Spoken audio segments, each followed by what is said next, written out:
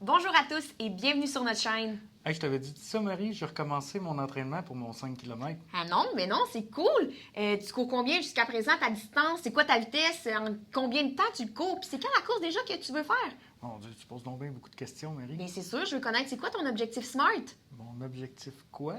Ton objectif SMART, ce qui va vraiment te permettre à devenir meilleur, il faut que tu en aies un. On espère que pour vous aussi, à la fin de la capsule, ça va être plus clair c'est quoi un objectif SMART.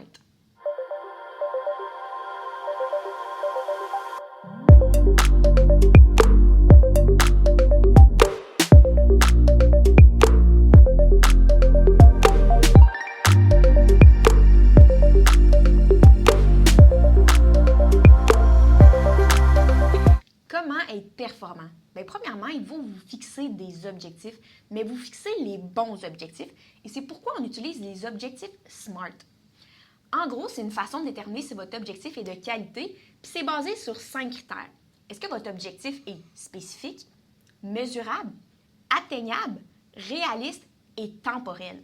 Dans cette capsule, on va vraiment se concentrer sur les deux premiers, soit spécifique et mesurable, afin de pouvoir faire un lien vers les indicateurs de performance. Donc, on va commencer par le S. Donc, un objectif se doit d'être spécifique. Donc, en plus d'être clair, il se doit d'être adapté à votre contexte, à votre situation.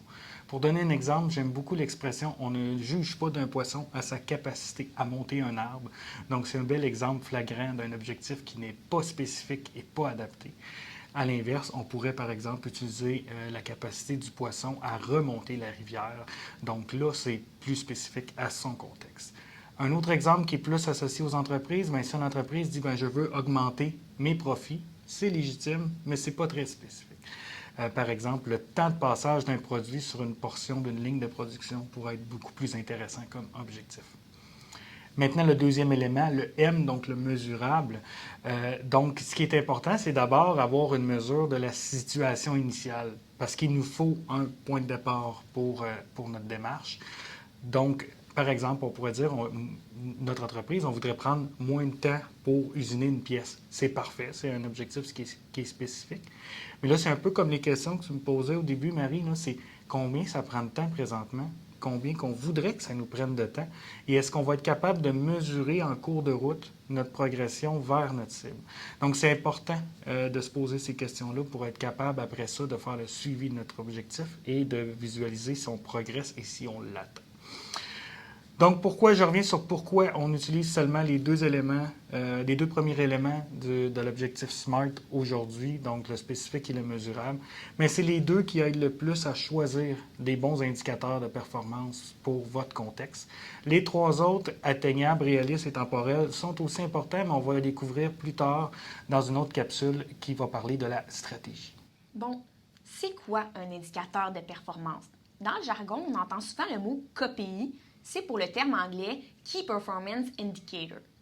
Un indicateur de performance, ça sert à suivre le degré d'avancement et d'atteinte de votre objectif. C'est même nommé comme étant un facteur de succès dans l'atteinte de vos objectifs.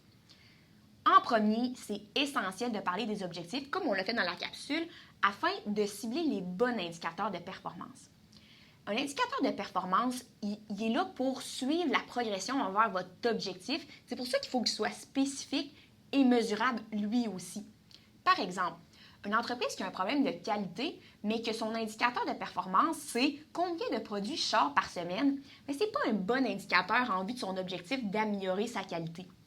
Il devrait plutôt utiliser l'indicateur de performance qui est le nombre de produits retouchés par semaine, puis voir dans le temps s'il est capable de s'améliorer et de réduire le nombre de produits retouchés. Un bon point de départ pour intégrer des indicateurs de performance dans votre entreprise, ça serait de recenser les KPI que vous avez déjà d'accessibles ou qui sont facilement calculables. Des fois, au début, ça ne sert à rien d'aller chercher l'indicateur de performance le plus parfait.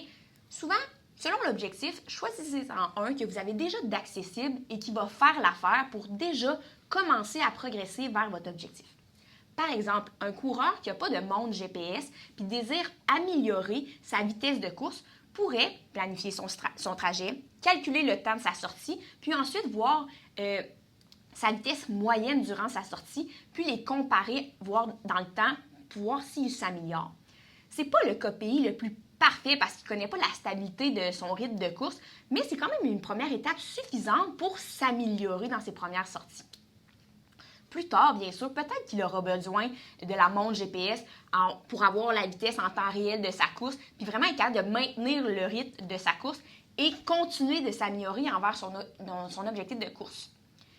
Donc oui, il faut vraiment que vous voyez les indicateurs de performance comme des outils qui vous permettent de mesurer votre performance puis d'avancer vers votre objectif que vous êtes ciblé. C'est important qu'ils soient alignés puis que les deux ensemble s'aident. Donc après, quand on a nos indicateurs clairs, ça devient assez simple de valider les solutions que l'on met en place et de déterminer s'il faut continuer ou pas vers une solution.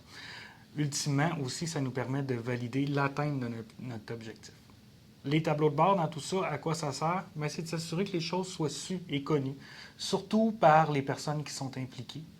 Parfois, par exemple, ça demande quand même de faire preuve d'humilité parce que quand on choisit un objectif, bien, ce qu'on va choisir à améliorer, ce n'est pas nécessairement la chose dans laquelle on est le meilleur.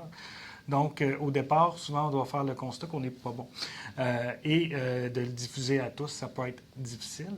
Mais je peux vous donner un exemple d'une expérience que j'ai vécue dans un groupe de discussion pour un projet d'amélioration continue.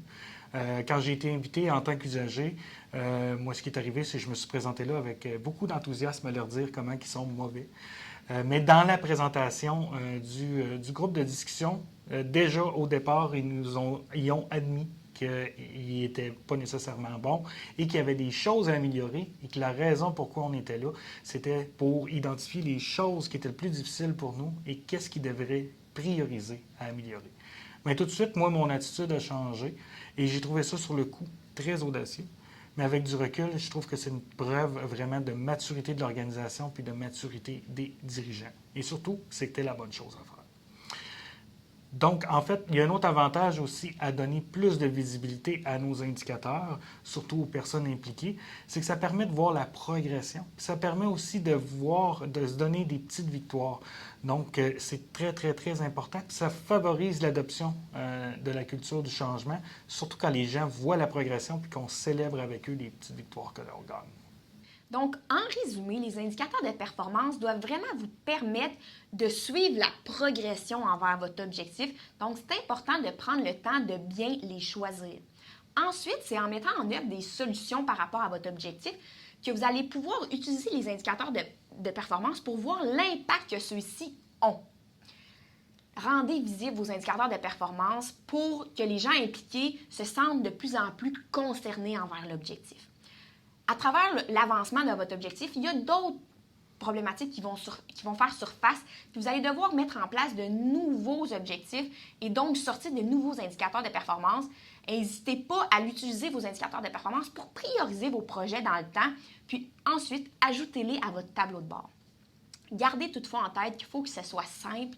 Il ne faut pas que ça soit une surcharge pour vous d'entretenir vos indicateurs de performance. Puis surtout, utilisez les données que vous recensez.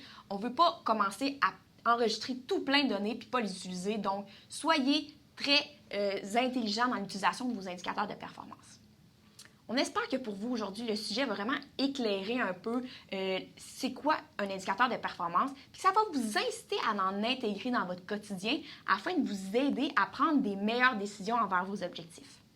Donc, c'est déjà ce qui termine notre capsule pour aujourd'hui. On est rendu à vous dire à la prochaine. Et justement, pour ne rien manquer, on vous invite à vous abonner.